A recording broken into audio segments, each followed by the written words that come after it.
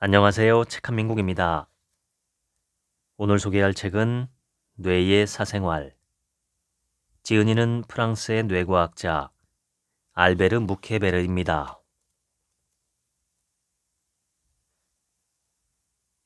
우리는 뇌를 통해 세상을 파악한다. 엄밀히 말하면 우리의 눈과 귀, 코와 피부는 사실상 외부 세계가 우리에게 보내는 시각적, 청각적, 후각적 신호를 전기 신호로 바꾸는 일종의 수용기와 같다. 뇌는 세상이 보내는 신호들을 가지고 일관되고 안정적인 형상을 만들어내기 위해서 그것들을 해석해야 한다.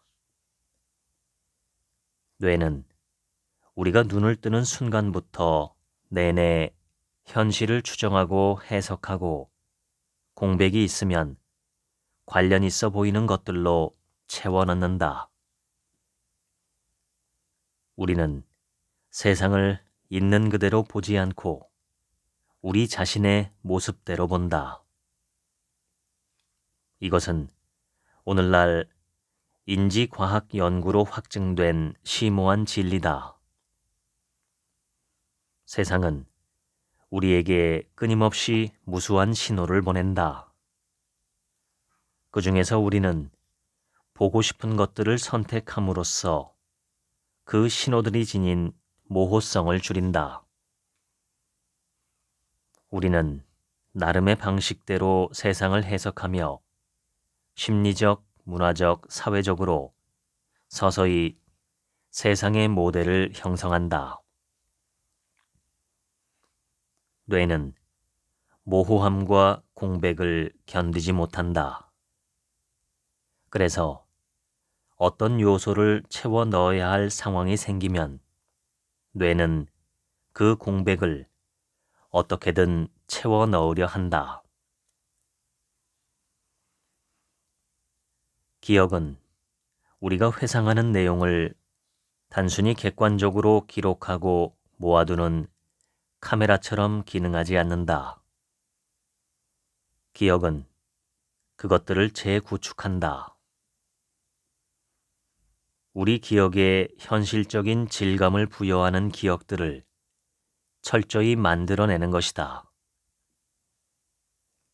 미국에서는 최근까지도 범죄 목격자의 증언이 사건의 유일한 증거일 때도 그것이 소송 결과를 좌우할 수 있었다. 증인 한 사람의 잘못된 기억 때문에 죄 없는 사람들이 수감되거나 사형되었다. 기억력에 관한 연구로 저명한 학자 엘리자베스 로프터스가 목격자 증언의 토대를 뒤흔드는 연구를 발표하고 나서야 법률은 바뀔 수 있었다. 로프터스는 기억이 어느 정도까지 신뢰할 만한지, 그리고 기억을 조작하거나 의도적으로 특정한 방향으로 유도할 수 있는지 알아보려 했다. 그녀는 존 파머와 함께 실험을 실시했다. 대학생 150명으로 이루어진 피험자 집단에게 자동차 사고를 촬영한 동영상을 보여줬다. 일주일 후 연구팀은 학생들을 다시 불러 자동차가 벽에 충돌했을 때 자동차의 유리창이 깨졌는지 여부를 물었다. 연구팀은 학생들을 두 그룹으로 나누었다. 첫 번째 그룹에게는 스매시라는 단어를 사용해 질문했다. 즉, 자동차는 벽에 부딪혀 박살났다. 단어를 통해 충돌이 매우 심했다는 느낌을 준 것이다. 두 번째 그룹에게는 히트라는 단어를 사용했다. 즉, 자동차가 벽에 부딪혔다는 뜻으로 충돌이 조금 더 약했다는 느낌을 주었다. 학생들이 본 동영상에서 사고를 당한 자동차는 유리창이 하나도 깨지지 않았다. 하지만 첫 번째 그룹의 참가자들은 대부분 유리창이 깨졌다고 단언했다. 두 번째 그룹의 경우는 그러지 않았다. 로프터스와 파머는 겨우 단어 하나를 바꾸어 질문함으로써 기억을 바꿔놓는 데 성공했다. 프랑스에서는 경찰이 라인업 방식을 사용하지 않지만 미국 드라마나 영화에서는 많이 보았을 것이다. 미국에서는 누군가 폭행을 당하면 경찰이 용의자들을 불러 모아 한 줄로 세워놓는다. 피해자는 자기를 폭행한 사람을 가려내야 한다. 로프터스는 피해자 대부분이 항상 누군가를 지목한다는 사실을 눈여겨보았다. 불러놓은 사람들 가운데 가해자가 없는 경우에도 말이다. 사실 이는 거짓말이 아니라 피해자들의 기억이 저기 서 있는 사람 중에 반드시 가해자가 있다 라는 은연중의 암시 때문에 바뀐 것이었다. 변호사와 법률가들은 1992년 뉴욕에서 결백 프로젝트를 시작했다. 그로부터 25년 동안 이 프로젝트로 라인업 방식이나 목격자의 증언으로 내려진 판결의 약 75%가 취소되었다. 로프터스는 한 발 더 나아가 아예 거짓된 기억을 심는 방법이 존재하는지도 알아보고자 했다. 로프터스는 어린 시절에 부모나 양육자로부터 버려진 경험 혹은 그와 관련된 정신적 외상이 전혀 없는 남녀를 모아 피험자 집단을 구성했다. 그녀는 암시 기법을 통해 실험 대상자 중 25%가 어렸을 때 백화점에서 길을 잃은 적이 있다고 확신하게 만들었다. 2017년 프랑스의 물리치료사 마리 카트린 파네캄은 여성 환자들에게 어린 시절에 강간이나 근친상간, 폭력을 당했다는 거짓 기억을 심어준 뒤 그들에게서 상당한 돈을 뜯어낸 죄목으로 1년의 구금형 및 2만 유로의 벌금형을 선고받았다. 가스라이팅은 기억 조작을 활용하는 또 다른 유형의 인지 변경이다. 어떤 사실을 부분적으로만 제시하거나 피해자가 애초에 기억하는 내용의 몇 가지 요소를 바꾸거나 피해자가 전부 꾸며냈거나 이성을 잃었다고 말하면서 그 사람이 자기가 기억하는 내용, 심지어 자신의 정신 상태를 스스로 의심하게 만드는 방식이다. 예를 들면 직장에서 고용주가 직원을 매우 심하게 질책하며 정신적으로 견디기 힘들 정도로 괴롭힌다. 그랬다가 며칠 후에는 직원에게 그 일에 대해 농담조로 말하며 자기한테는 전혀 악의가 없었으니 기분 상할 필요가 없다고 말한다. 피해자는 어리둥절해져서 자기가 그 사건을 과연 제대로 기억하는 것인지 스스로를 의심하게 된다. 그러면 직원은 고용주를 계속 두려워하면서도 괴롭힘을 당했다고 감히 고발하지는 못할 것이다. 이러한 기억 조작 기법들은 정치적인 목적으로도 사용되었다. 가령 소련 정권이 1930년대 대숙청 기간에 벌인 신문의 경우가 그랬다. 이들의 목적은 당을 배신했다는 명목으로 수감된 사람들을 정신적으로 무너뜨리는 것이었다. 그들은 수감자들이 하지도 않은 범죄를 저질렀다고 자백하게 만들고 협박, 가혹행위, 심리적, 육체적 고문을 동원해 수감자들을 지속적으로 강하게 압박했다.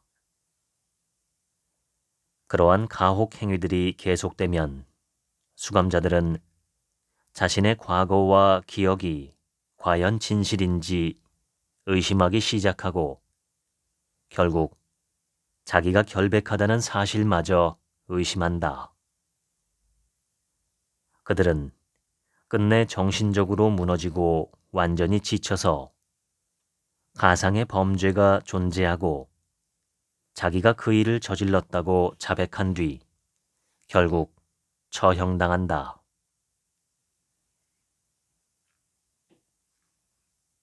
페테르 요한선과 그의 연구팀은 다음과 같은 실험 연구를 실시했다. 거리를 지나가는 사람들에게 두 여자의 사진을 보여준다. 한 명은 갈색 머리고 다른 한 명은 금발이다. 둘 중에서 더 예쁘다고 생각하는 여자를 고르라고 한다.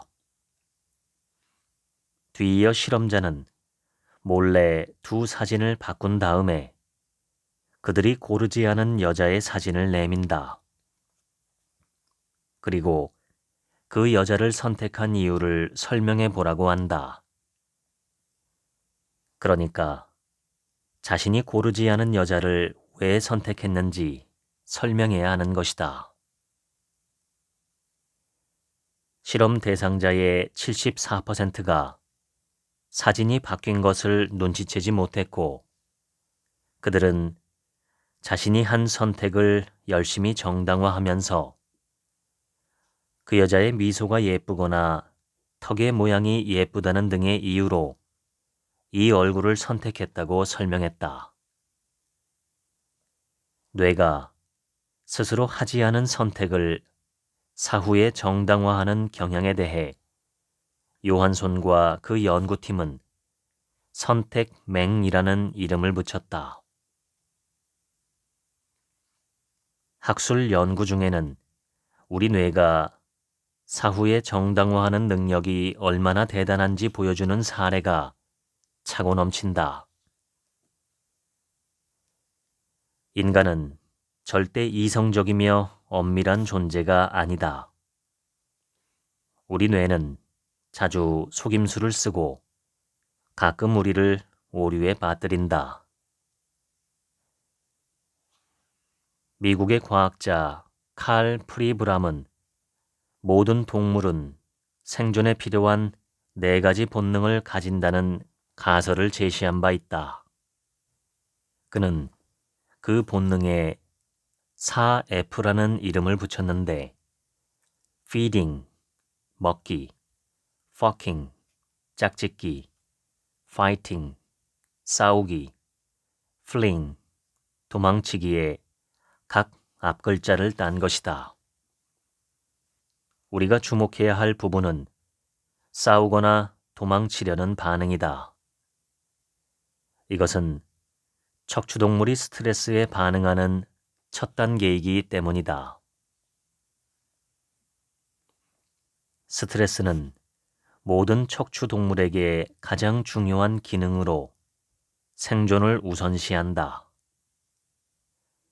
만일 당신이 죽을 위험에 처하면 소화나 성욕, 병원균 퇴치에 에너지를 쓰는 것은 아무런 소용이 없는 일이다. 대신 근육계통에 모든 에너지를 쏟아야 한다.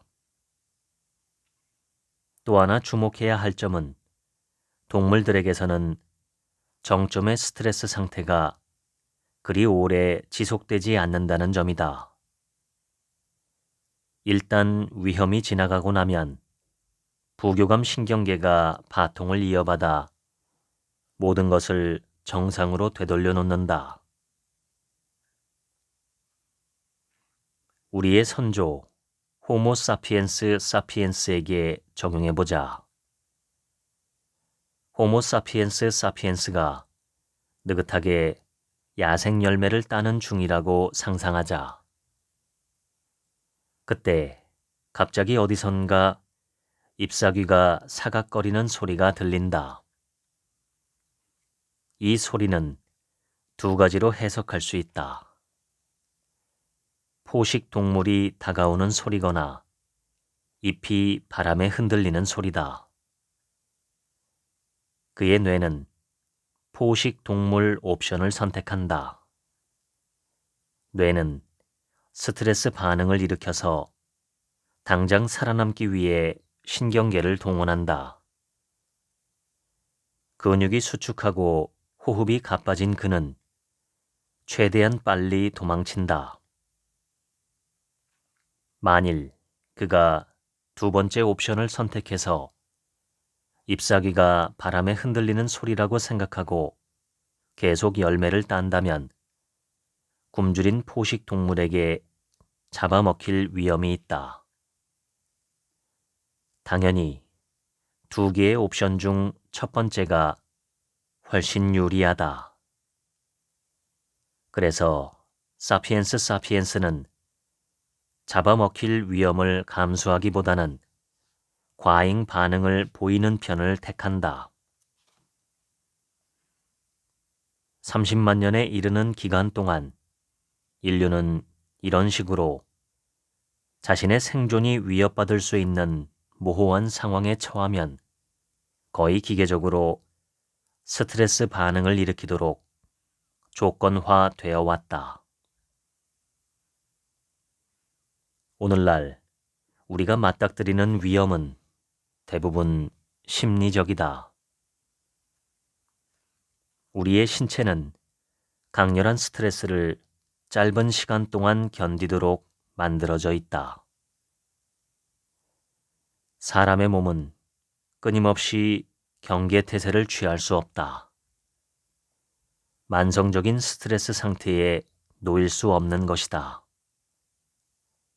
그런 상태에 처하면 우리 몸은 결국 자포자기하고 번아웃, 즉 탈진 상태에 빠진다. 치솟는 스트레스의 해로운 영향을 조금은 완화하는 기법들이 존재한다. 그 중에서 명상이나 요가, 스트레칭, 심박 안정 호흡법, 운동 등이 효과적이다. 느리게 호흡하면 투쟁 도피라는 원초적인 반응이 완화된다. 근육은 이완되고 심장은 정상 박동수를 되찾고 신체적으로 스트레스를 덜 받는 상태가 된다.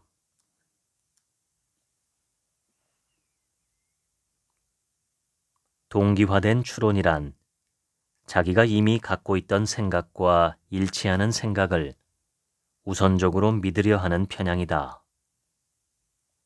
우리는 내가 중요하다고 생각하는 어떤 주제를 대할 때 마치 의뢰인의 무죄를 확신하면서 그 사람을 무조건 옹호하려고 온 힘을 다하는 변호사처럼 행동한다.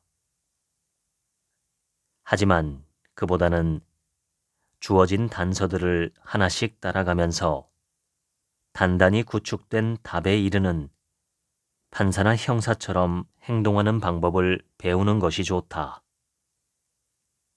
즉, 연역적으로 추론하는 태도를 취해야 한다.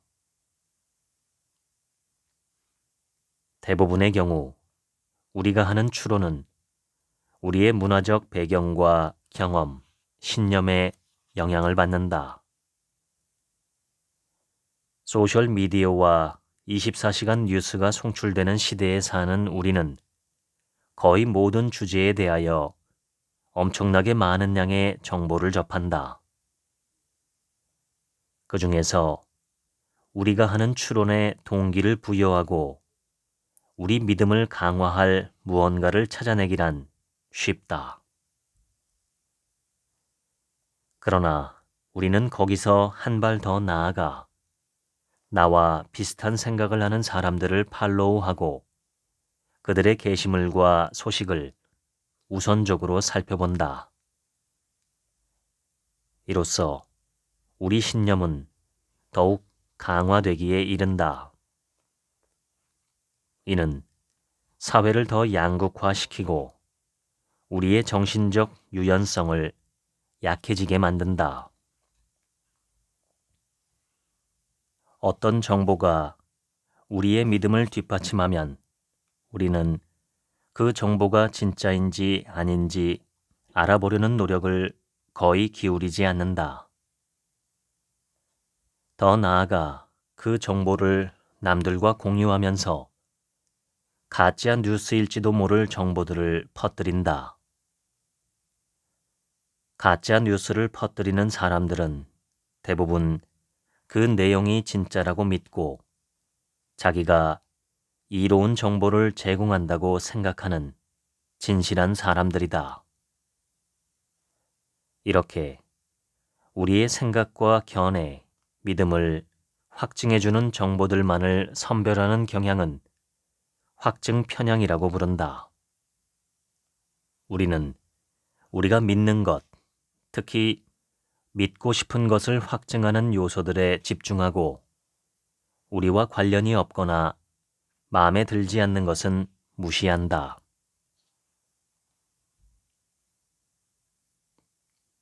모든 생물은 운동 및 뇌 기능을 최적으로 유지하기 위해서 내적인 균형 상태에 도달하려 하는데 이를 항상성이라고 한다. 정보가 당신의 선호나 신념, 믿음, 태도와 일치하지 않을 때 당신은 그때껏 유지하던 항상성이 깨지는 긴장 상태를 경험한다. 미국의 사회심리학자 레온 페스팅거는 60년 전에 이러한 상태를 이론화하고 거기에 인지부조화라는 이름을 붙였다. 그는 뇌가 자연히 그러한 긴장을 줄이려고 애쓴다고 설명한다. 흡연자들은 담배가 치아를 누렇게 만들고 만성기관지염을 유발하고 폐암과 불임, 심혈관 질환의 위험을 높이는 등 건강에 매우 해롭다는 사실을 너무나 잘 안다. 그래서 흡연자들은 그 부조화를 해소하기 위해 요즘 스트레스를 너무 많이 받아서 어쩔 수가 없어. 담배를 피우면 살이 잘 안 쪄. 나는 암에 걸리기에는 아직 너무 젊어. 등의 핑계를 적당히 만들어낸다. 그들은 부조화가 너무 심해져서 담배를 끊지 않을 수 없을 때까지 계속 담배를 피울 것이다. 1956년에 발표한 저서 예언이 끝났을 때에서 페스팅거는 세상의 종말을 믿는 사이비 종교 집단에 잠입해 그들의 예식에 참여한 경험을 전달한다. 도로시 마틴은 1954년 12월 21일에 외계인으로부터 세상의 종말이 올 것이라는 경고 메시지를 받았다고 주장했다. 그녀는 그 예언이 사실이라고 믿었고 종말이 오는 날에 그들을 구하러 올 비행 접시를 타고 떠나자며 사람들을 모았다. 예정한 날이 다가왔고 아무 일도 벌어지지 않았다. 그러자 도로시 마틴은 자신을 따르는 사람들에게 자신의 종파가 선함과 빛의 힘을 이 세상에 퍼뜨리는 데 성공한 덕분에 지구가 구원받았다고 선포한다. 그들은 자기들의 믿음을 저버리지 않고 그 믿음을 열렬히 포교하기 시작했다. 그들은 그 종파와 세상의 종말이 예정되어 있다는 믿음에 엄청나게 많은 시간과 돈, 감정을 투입했다. 그런데 예언이 이루어지지 않자 매우 심한 인지 부조화 상태에 놓였다. 그들은 자기가 속았다는 사실을 인정하기보다는 균형을 되찾는 쪽을 택했다. 재앙이 벌어지지 않은 것은 자기들이 한 활동 덕분이라고 스스로 설득함으로써 실패를 합리화하는 편을 택한 것이다. 세상이 멸망하지 않았다는 사실은 그들이 지닌 믿음을 약하게 만들지 않고 오히려 더 강화시켰다. 심리치료에서는 환자에게 스트레스를 불러일으키는 대상이나 상황에 환자를 점진적으로 노출시키는 기법을 사용한다. 그 목적은 환자에게 그건 위험해 라고 말하는 믿음과 그래도 해당 장소에 가도록 혹은 특정한 행동을 하도록 부추기는 태도 사이에 부조화를 일으키는 것이다. 이 부조화를 해소하려면 환자는 극단적으로 비관적인 자신의 믿음을 변화시켜야 한다. 결국 그는 내가 해본다면 그것이 그렇게 위험하지는 않다는 뜻이야 라는 식으로 생각을 변화시키고 그 결과 해당 상황을 피하지 않고도 차츰 균형을 되찾을 수 있게 된다. 이것이 바로 점진적 노출 기법이다. 이처럼 우리는 인지 부조화를 줄이는 메커니즘을 통해 우리에게 들어오고 우리가 상호작용하는 여러 정보들의 가치를 끊임없이 변화시킨다.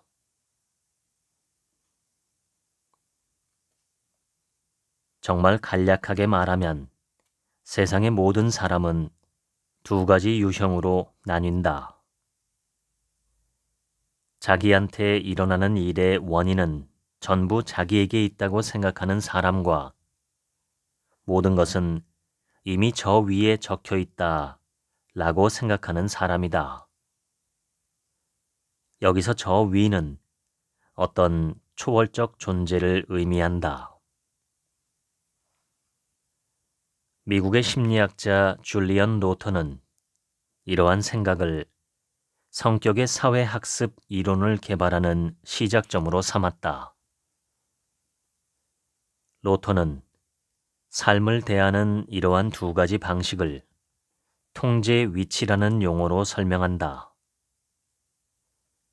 벌어지는 일들의 원인이 모두 자기에게 달려 있다고 믿는 사람은 내적 통제 위치를 가진 사람이고 모든 것이 외적인 요인 때문에 생긴다고 생각하는 사람은 외적 통제 위치를 가진 사람이다.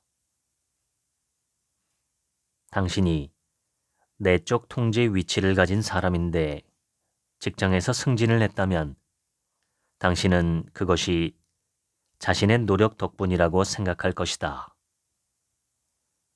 반대로 외적 통제 위치를 가졌다면 운이 좋거나 경쟁자가 없었기 때문이라고 생각할 것이다. 통제 위치는 어느 한쪽이 우세할 뿐 살아가면서 하는 경험에 따라 얼마든지 변할 수 있다.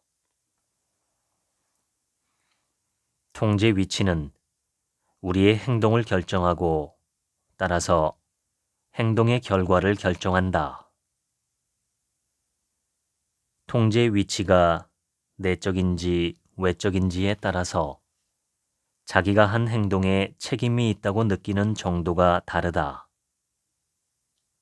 여러 연구 논문에 따르면 내적 통제 위치를 지닌 사람은 외적 통제 위치를 지닌 사람보다 책임감을 더 많이 느끼고 자존감이 높다.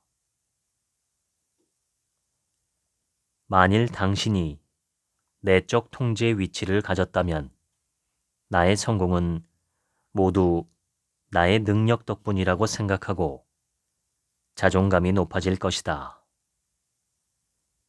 통제 위치가 외적일수록 자신이 거둔 성공의 이유를 외적인 요소들로 돌리고 개인적인 만족감을 덜 얻는다.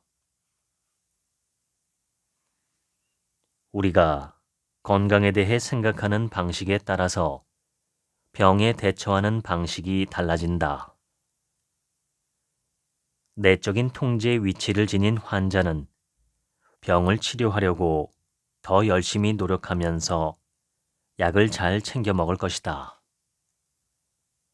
반면에 후자의 환자는 질병에 대해 더 수동적이고 운명론적인 태도를 보이면서 어차피 정해진 운명은 바꿀 수 없는데 나으려고 애쓰는 게 다 무슨 소용이야 라고 요약되는 태도로 치료에 임할 것이다. 이러한 태도를 학습된 무기력이라고 부른다. 학습된 무기력은 통제할 수 없는 고통이나 실패를 경험한 뒤 그 상황을 실제로 피할 수 있는 상황에서도 스스로 행동하기를 포기하거나 무능력해지는 심리 상태를 의미한다. 학습된 무기력은 우울증과 깊은 관련이 있다. 우리는 우울 증상을 겪을 때 삶을 더 이상 전혀 통제하지 못한다는 느낌을 받는다. 학습된 무기력은 가정폭력을 당하는 피해자의 경우처럼 심각한 상황에서도 나타난다. 정신적 외상을 일으키는 경험, 즉 거의 매일 당하는 폭력 때문에 피해자는 외적 통제 위치를 극단적으로 발달시킨다. 그래서 폭력적인 배우자와 헤어지거나 지금의 해로운 관계에서 벗어나기 위한 어떤 시도도 하지 못한다. 반복적인 폭력을 당하는 피해자는 자기가 나쁜 일을 전혀 하지 않았는데도 그런 상황이 생겼으므로 부조화 상태에 놓인다. 그래서 자기가 당하는 폭력을 정당화하고 일관성을 되찾기 위해 죄책감마저 느끼게 된다. 내가 얻어맞는 건 내가 잘못했기 때문이야. 그러니 이 상황은 정상이야. 피해자는 자기가 아무런 대처도 하지 않는다는 사실을 무의식적으로 정당화하려고 폭력을 인정할 만한 것으로 만들어 합리화하려 할 수도 있다. 그 남자는 혹은 그 여자는 일부러 그러는 게 아니야. 그 사람은 실제로는 나를 사랑하고 있어. 가정폭력의 피해자는 일상적인 폭력으로 신체적, 정신적 고통을 받을 뿐 아니라 학습된 무기력 때문에 자존감이 극도로 낮아져서 직업 수행 능력이나 사회관계에도 심각한 영향을 받는다. 지나치게 내적인 통제 위치를 지닌 사람은 종종 구원자 콤플렉스에 빠지기도 한다. 이 사람 저 사람의 문제를 해결하려 들고 그들의 삶에 지나치게 간섭한다. 하지만 누군가를 그 사람의 의지에 반해서 구원할 수는 없는 법이다.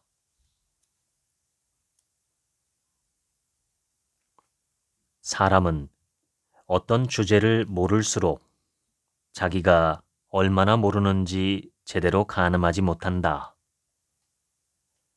우리는 어떤 악기를 연주하는 법을 처음 배울 때 그 일이 별로 어렵지 않다고 생각하는 경우가 많다. 가령 피아노를 몇 분만 배우면 프랑스 동요 달밤을 쉽게 연주할 수 있다.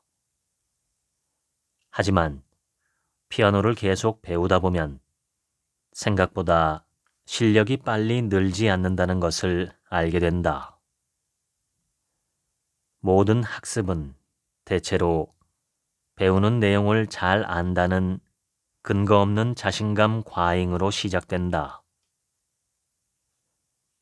더닝과 그의 제자 저스틴 크루거는 오늘날 더닝-크루거 효과라고 불리는 그들의 이름을 딴 개념을 정립했다. 두 학자는 지식이 가장 적을 때 지식에 대한 자신감이 최고점에 이른다는 사실을 확인했다. 우리는 세상을 우리가 실제로 이해하는 것보다 더 잘 이해한다고 생각한다. 우리는 세상이 어떻게 작동하는지 이해하는 자신의 능력을 끊임없이 과대평가한다. 2014년 영국 학자 3명은 상사의 능력과 노동자의 복지라는 연구에서 오늘날 여러 기업에서 발견되는 어떤 공통된 문제에 대해 보고했다. 그 내용에 따르면 기업에서 가장 능력 있는 사람이 항상 승진하지는 않으며 오히려 자격 미달인 사람이 중요한 직위에 오르는 경우가 많았다. 우매함의 봉우리에서 멈춰선 사람들은 더닝-크루거 효과 때문에 자기가 정말 능력 있다고 느낀다. 그래서 무능한데도 자기 능력으로는 맡을 수 없는 직위를 감히 바라고 넘치는 자신감 덕분에 결국 그 직위를 얻어낸다. 이와 정반대의 일도 일어난다. 아동 정신의학자 가브리엘 발은 능력이 지나치게 뛰어난 사람들이 오히려 자기 능력을 과소평가하고 자신이 기대에 못 미칠까봐 끊임없이 걱정한다고 설명한다. 이러한 가면 증후군은 더닝-크루거 효과와 정반대 지점에 있는 현상이다. 가면 증후군에 빠진 사람은 자기가 맡아야 할 직위보다 훨씬 더 낮은 직위를 받아들인다. 그래서 이 두 효과가 결합되면 능력이 부족한 사람들이 능력이 뛰어난 사람들을 이끄는 얼토당토하는 상황이 만들어지게 된다. 1970년대 직장 내 서열 문제를 연구한 로런스 피터와 레이먼드 헐은 피터의 원리라는 책에서 위 이론을 더욱 정교하게 다듬었다. 그들이 연구한 내용에 따르면 모든 피고용자는 무능력의 한계에 이를 때까지 기업 내에서 승진한다. 피고용자는 자기가 제대로 수행할 능력이 없는 직위에 올라설 때까지 경력을 이어간다. 오늘날 사람들은 모든 지식을 금방 이해할 수 있다고 믿기를 원한다. 유튜브에 올라온 여러 동영상들은 그 어떤 복잡한 주제든 몇 분 만에 전부 가르쳐 줄 수 있다고 장담한다. 인터넷은 아무한테나 말할 권리를 줬을 뿐 아니라 그들의 말을 많은 사람이 접할 수 있게 만들어서 가짜 전문가와 진짜 사기꾼들이 등장하게 만드는 최고의 매체가 되었다. 소설가이자 세계적인 석학인 움베르토 에코는 이러한 현상에 대해 이렇게 일갈했다. 인터넷은 예전이라면 공동체에 아무런 영향도 끼치지 못했던 그저 술집에서나 떠들던 사람들에게 발언권을 주었고, 오늘날 그들은 노벨상을 받은 사람과 똑같은 발언권을 지니게 되었다. 정보가 이렇게 넘쳐나는 상황 때문에 우리는 가끔 착각에 빠져 잘못된 선택을 내리기도 한다. 영국에서 2016년 6월 24일, 즉 영국이 유럽연합에서 탈퇴하는 데 찬성하는 국민투표가 이루어진 바로 다음 날, 영국 구글 검색 1위는 브렉시트가 무엇인가 였고 2위는 EU, 즉 유럽연합이 무엇인가 였다. 이는 많은 영국인이 전날에 자기가 무엇에 찬성하고 반대하는지도 모른 채 투표했다는 뜻이었다. 현재 많은 브렉시트 찬성자들이 후회하며 투표를 다시 실시하자고 요구하고 있다. 여러 복잡한 주제들은 의도적으로 축소해서 거짓으로 단순화할 수 있다. 영미권에서는 이를 심오해 보이는 헛소리라고 부른다. 철학자 해리 프랭크 퍼트는 이러한 헛소리를 진실 여부는 개의치 않고 강한 인상을 준 목적으로 구축된 어떤 것이라고 정의했다. 헛소리는 진실을 의도적으로 조작하는 거짓말과 달리 전부를 그럴듯한 담론으로 감싸서 없는 사실을 만들거나 사실을 단순화시키려는 자발적인 믿음에 기초한다. 그리고 그 목적은 대체로 재정적인 이득을 얻는 데 있다. 건강과 의료는 심오해 보이는 헛소리 비즈니스가 창궐하는 분야다. 예를 들어 디톡스 관련 기업들은 근사한 약속을 하면서 살 빼는 프로그램 및 기타 몸의 독소를 제거하는 요법으로 큰 이윤을 얻는다. 우리가 진짜로 병에 걸리지 않는 한 심오해 보이는 헛소리로 분칠한 대체요법에 매료되어도 크게 상관은 없다.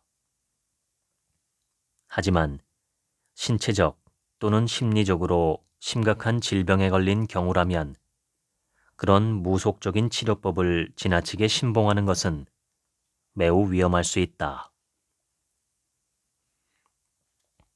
론다 버니 쓴 세계적인 베스트셀러 시크릿을 읽은 독자 수백만 명이 그 책에서 말하는 인생을 바꾸는 기법들로 원하는 것들을 모두 이루는 데 성공했다면 우리가 지금 그 사실을 모를 리는 없을 것이다. 론다 버는 끌어당김의 법칙이라는 실패할 리 없는 이른바 확실한 과학적인 방법을 제시한다. 그 법칙의 기본 원리는 다음과 같다.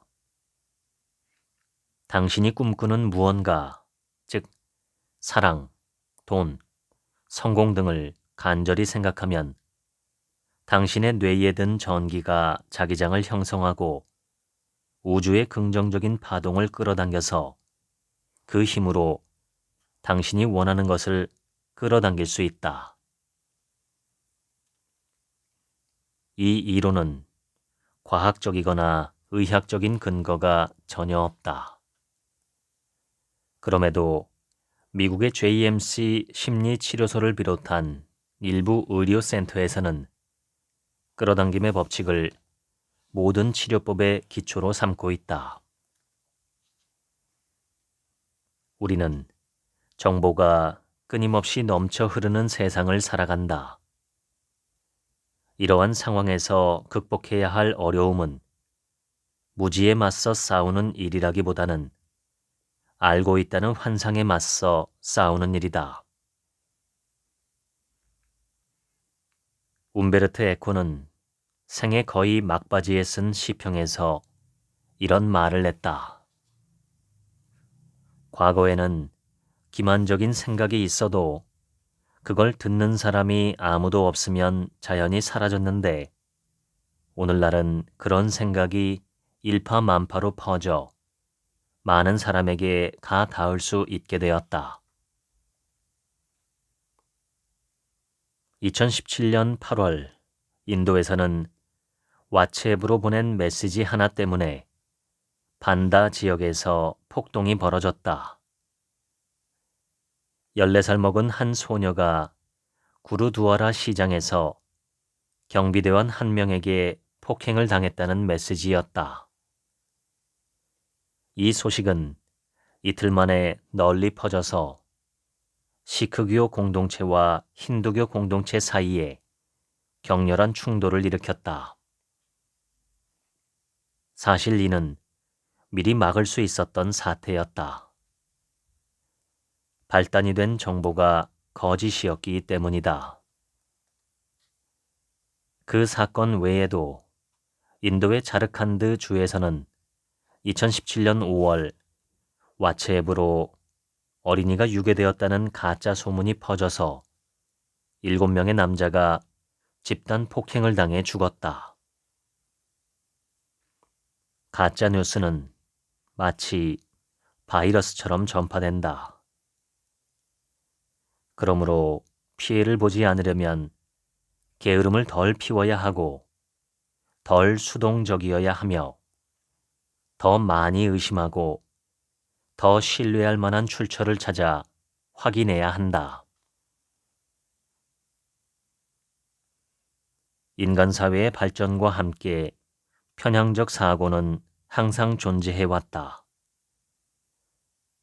하지만 오늘날 같은 디지털 시대가 오기 전에는 정치적, 사회적, 공동체적 입장이 서로 아무리 반대된다 해도 모든 사람이 현실에 대한 공동의 받침돌 위에 서 있었다.